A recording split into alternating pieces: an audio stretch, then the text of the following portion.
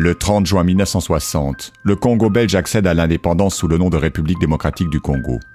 Dans la capitale Léopoldville, les représentants du gouvernement belge et le roi Baudouin sont venus assister aux cérémonies et transmettre le pouvoir au président Joseph Kasavubu et à son premier ministre Patrice Lumumba. Mais au discours du roi légitimant le rôle de la Belgique au Congo, le Premier ministre répond par une condamnation virulente du régime colonial. Un affront pour les Belges, le processus d'émancipation précipité fait sombrer le pays dans le chaos. Propriété personnelle du roi Léopold II, puis colonie belge à partir de 1908, le Congo avait prospéré après la Seconde Guerre mondiale avec le boom des matières premières. Dans les années 50, alors que la France accorde progressivement l'autonomie à ses territoires africains et que la Grande-Bretagne concède l'indépendance au Ghana, les lobbies coloniaux belges refusent toute évolution au Congo et cherchent à diviser le mouvement nationaliste naissant.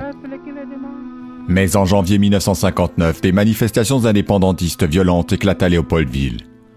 Face au spectre d'un conflit armé, la Belgique admet précipitamment le principe de l'indépendance et organise la décolonisation dans l'urgence avec l'espoir de préserver ses intérêts économiques.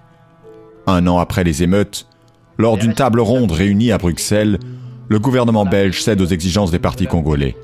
En dépit du manque de préparation, l'indépendance est fixée au 30 juin. Un mois avant la date fatidique, le mouvement national congolais dirigé par Patrice Lumumba remporte les élections législatives. Nommé Premier ministre, Lumumba s'oppose aux fédéralistes et au chef d'État conservateur Kasavubu. À la veille de l'indépendance, la situation dans le pays est explosive. Le 5 juillet, la force publique se mutine, refusant d'être dirigée par des officiers belges. L'intervention de parachutistes qui bafouent la souveraineté du nouvel État aggrave la crise. Les troubles se multiplient et les colons européens fuient le pays. Quelques jours plus tard, la riche province du Katanga, soutenue par les sociétés minières, fait sécession.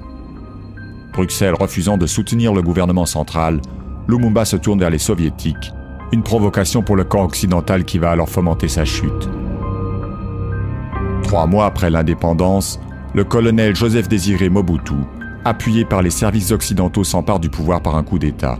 Patrice Lumumba est arrêté et livré avec la complicité d'officiers belges et de la CIA aux sécessionnistes katangais qui l'assassinent en janvier 1961.